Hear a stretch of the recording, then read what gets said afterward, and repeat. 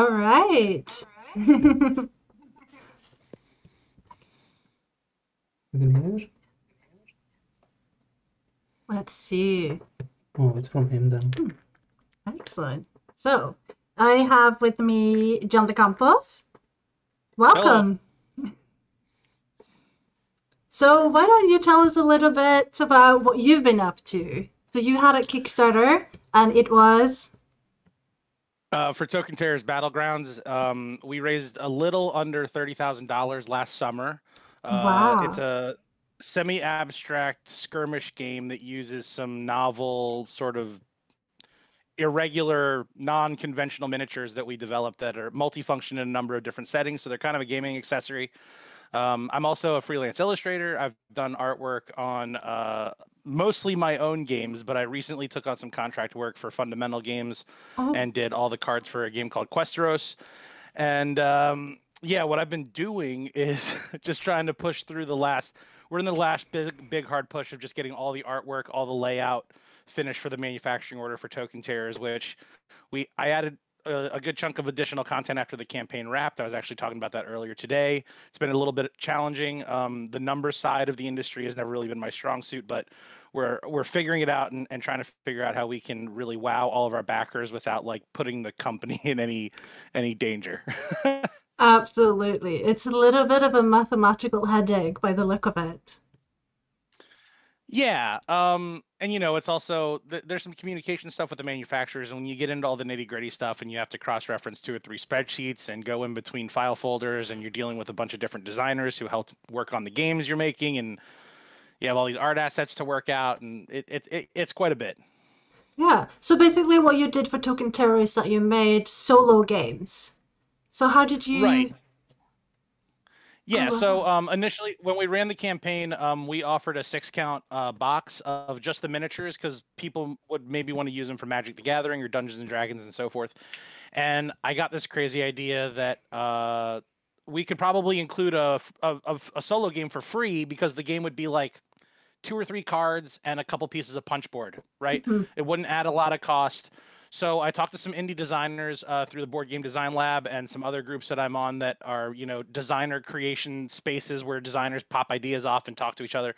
And I found 5 other designers to create solo adventures using our miniatures, and they designed their games using Tabletop Simulator. We were able to do play tests and work out rule booklets together. I did all the artwork as sort of a labor trade for them giving me the designs. I do all the art and I publish their game.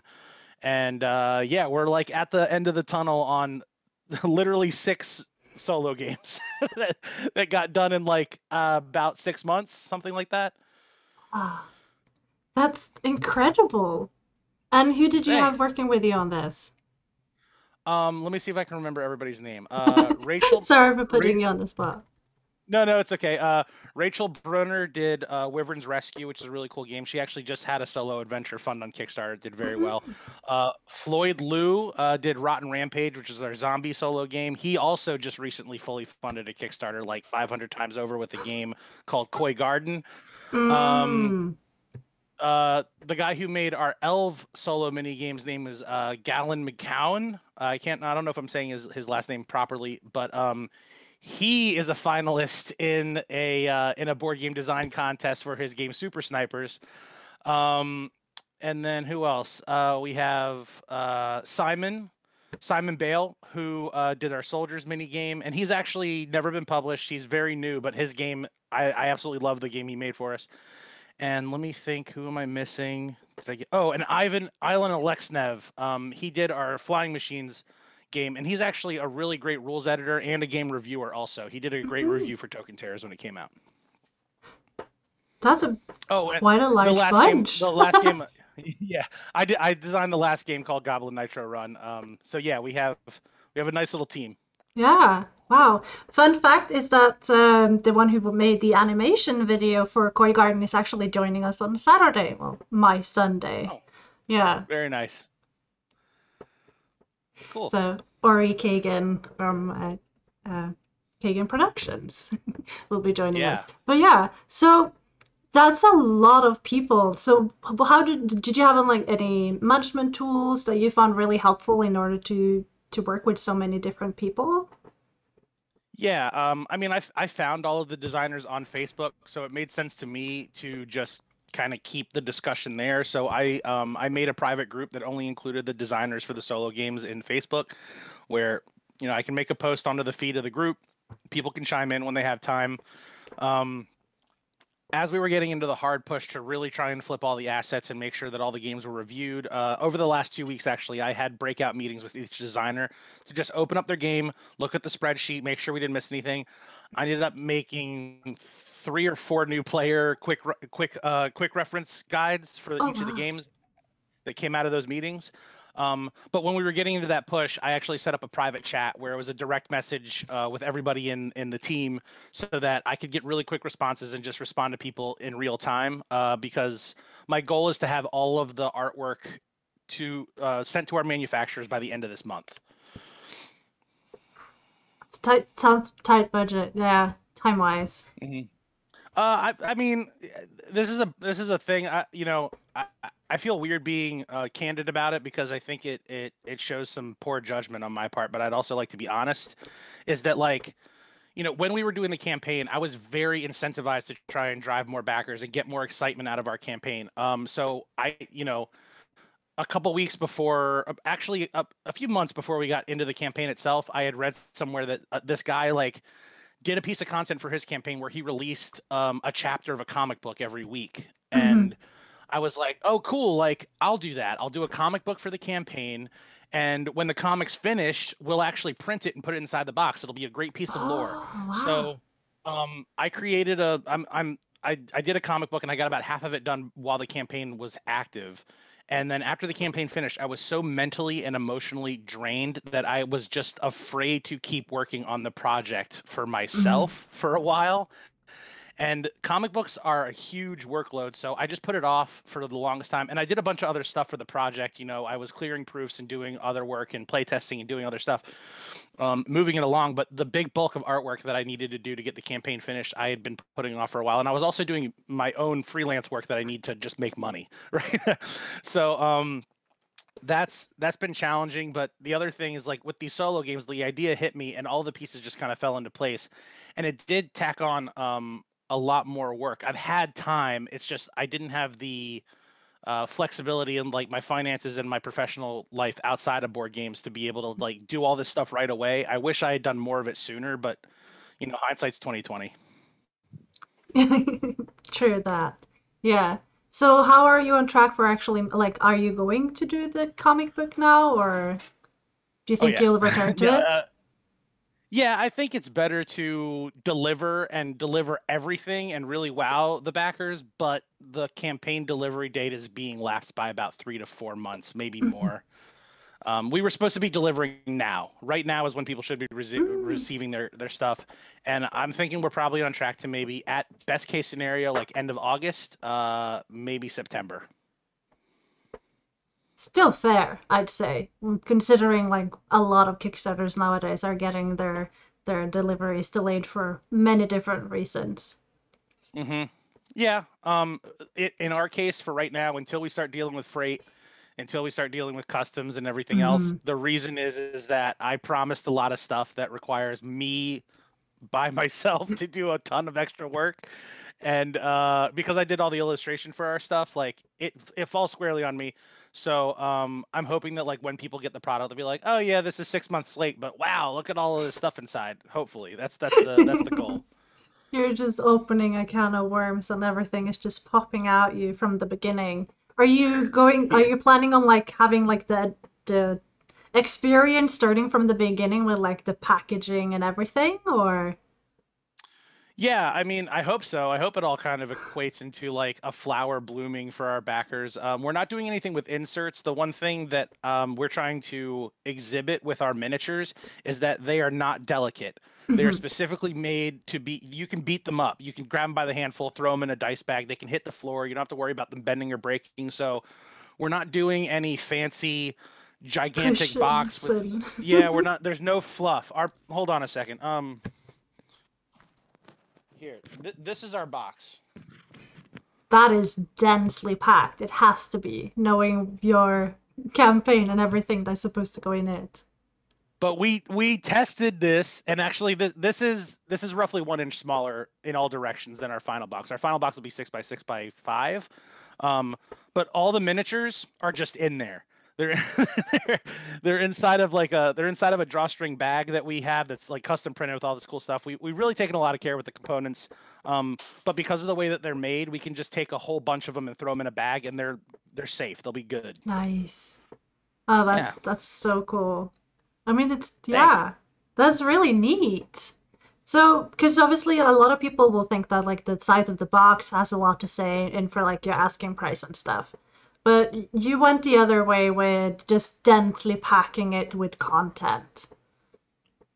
Yeah, I slowly, if you become an indie developer, you become a publisher, you will have to have a online presence where you're conversating and debating things with other creators online. Mm-hmm.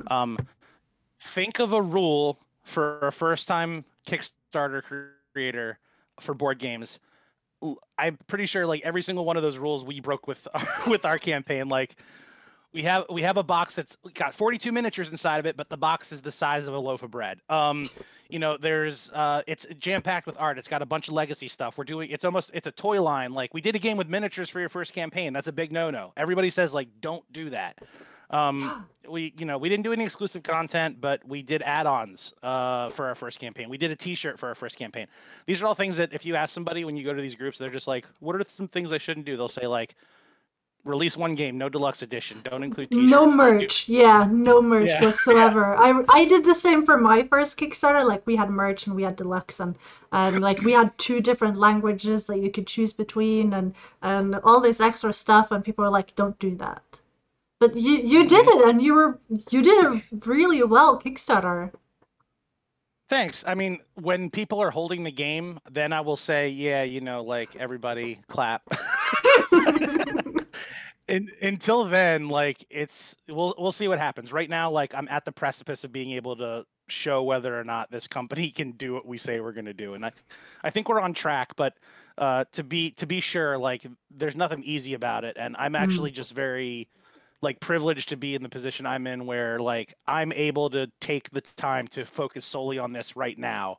yeah. Um, and a lot of indie developers aren't in that position, so I am very thankful for that and aware of that.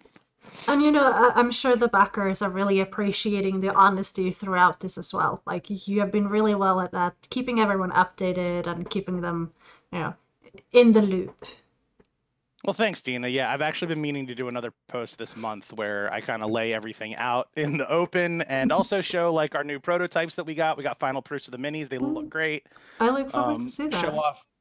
Oh yeah, yeah. I've been getting around to it. I've been yeah. It's always tough coming into a Kickstarter update because I always have so much to say that it takes like my entire day.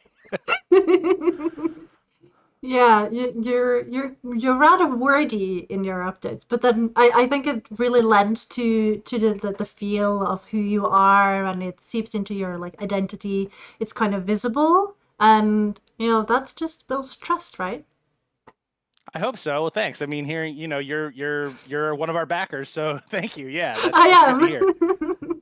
I mean, we did a playtest. Was it this summer, last summer, or something, Yeah. before your Kickstarter went live, and I was like, "Yeah, I'm getting this game." And it was early morning, and I was sitting there on my computer, and it was like, yeah.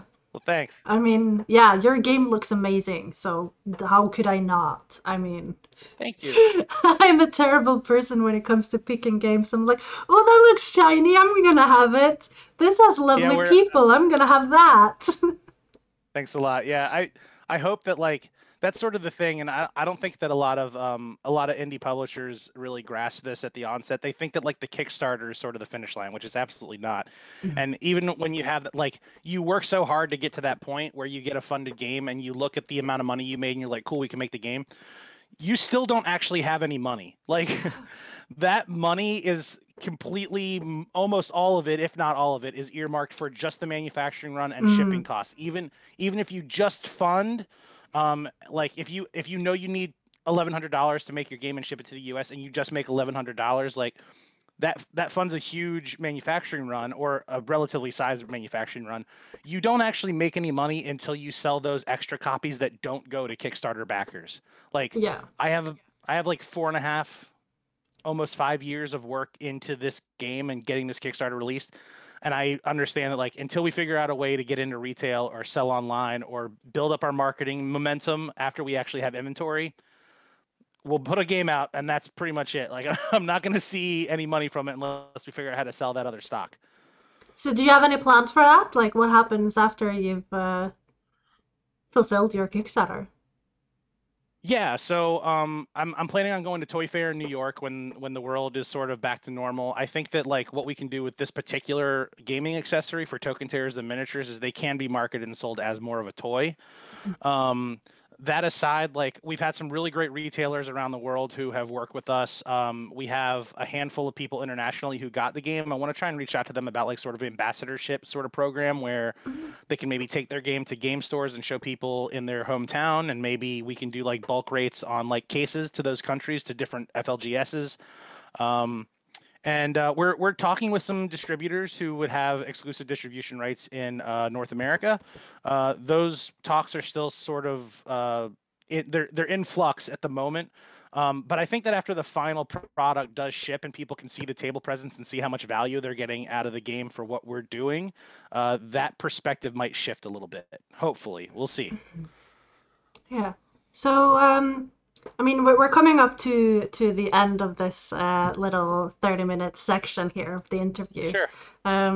I would have liked to invite anyone from the chat to maybe come with some questions if they have. If not, where's the best place to find you? And beyond Token Terror, what do you think people can be expecting from you in the times coming? Oh, if you want to look into our game stuff, terriblegames.info will take you directly to the Token Terrors page. I'm also at ghost_bat_ on Instagram, and you can find Token Terrors on Instagram as well. I'm also all over Facebook. You can contact me if you're a developer or a publisher or even an illustrator who's getting into the business. Feel free to send me a message. I'm always happy to help.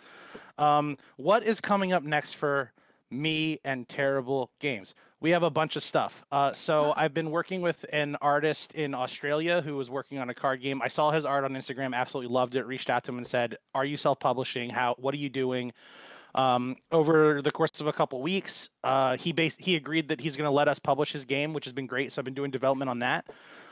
We have a larger box game that's a survival horror co-op till it's not game called Black Mold that I've done a full Ooh. art package for. There's a couple co-publishers that are interested in it. We've basically developed the game. It's done, has a couple little tweaks left, but we want to try and release that in probably Q2 of next year after we do the license game. And the big thing that we're sort of working on backstage right now is the season 1.5 expansion for Token Terrors. I've been bouncing this ball back and forth with other creators about the sensibility of running an expansion just after people start receiving your first product. And to my sensibilities, there's a risk reward. The reward is greater because it's a strike while the iron is hot. Relevancy is high. It's at the top of mind. And it might even incentivize people to get the game to the table sooner so they can make a choice about whether or not they want to back the expansion. Mm-hmm. So the expansion is going to include, instead of 42 miniatures that make up 7 individual factions, it's going to be 7 new sculpts. Each of them will be either a giant monster called a Titan or a 2-space occupying creature called a Tyrant. And these are like team captain, like faction buffing, like bad boy, like big bad monsters. And you can add them to your season 1 collection, and you'll have 14 different models that all interact with each other, and they'll have their own rule sets. And we want to roll out a 2v2 play style rule set with it also. Wow, that is. I'm looking forward to that. That sounds so cool. Thanks. Thank you. Thanks, Dina. Yeah. Wow, that's great. And yeah, and in addition to that, we have I've also been having pretty open conversations about like how you schedule your programming and output on Kickstarter as well. Like we have a bunch of properties and ideas that we've developed internally that we're super duper excited about, and we want to get them out. We just have to figure out like the best time to do them all, you know? Yeah, and currently with Kickstarter, it seems like all the rules are out, so like timing is not of the essence. Is what people are saying Yeah. all around me, and I'm very much agreeing. I mean, Kickstarter this year had a record January for what is usually funding through there, so it's been absolutely, like all the rules are off the table, and we're kind Hmm. of reshaping what Kickstarter board games really is at the moment. Yeah, absolutely. And you're starting to see there's an emergence of different platforms that are only catering to the online pre-sale market of board games, which, like, you have GameFound. I also saw a thing from Gabe Barrett from Board Game Design Lab today where he has a fully integrated social application that's all about designing board games and the community aspect of designing board games, but it completely sheds all of the chaff of Mm-hmm. the rest of what social media does, right? No I ads, no know. anything else. Yeah. Yeah, I saw that today and I was like, man, that's amazing. That's great. Like, I spend most of my time on social media just talking to other publishers and other board gamers. Mm-hmm. So yeah, psyched for that kind of stuff too. Yeah, I mean, I'm a member of like I did a head count a couple of days ago, and I'm a member of 43 different board gaming groups just for what I do and striking up conversation with wonderful people such as yourself. I mean, we've had quite a lot of conversations the last half a year or so, and Yeah. it's just yeah, the idea of that there could be like a separate place for me to do all the board gaming design conversation is just yeah, it looking like it's gonna be a lot of fun. Yeah, I mean, the COVID era was by all accounts really awful, and it's by no means over, but I think that we saw some really positive changes in the board game hobby, just generally picking up more people into the hobby, looking at the quality of games that are being released by indie Mm, publishers, looking at how publishers are working together and really leaning on community to be able to get better games out and make smarter choices about how they publish. Um, and even seeing like media makers and game store owners, like everybody is sort of coalescing around this hobby, and I don't know, I just see a lot of like positive and good things coming out of the community right now. yeah, yeah, absolutely. And from my side doing marketing and stuff, we were seeing a 30% increase in content marketing just over Q3 last year, and Q4 had another 50% increase from the normal rates. So, we're seeing more and more collaborations across the board between game designers and publishers and content creators, which I think is Hmm. absolutely fantastic, and everyone is benefiting from it. Yep. Yeah, that seems to be the case. So I'm really looking forward to see what you have up next. We're gonna hop into a break screen and get ready for the next one, which I'm also a sucker for getting on Kickstarter, which is Organika. Thank you so much for joining me, John, and have a wonderful day. Thanks. You too. Thank you for having me.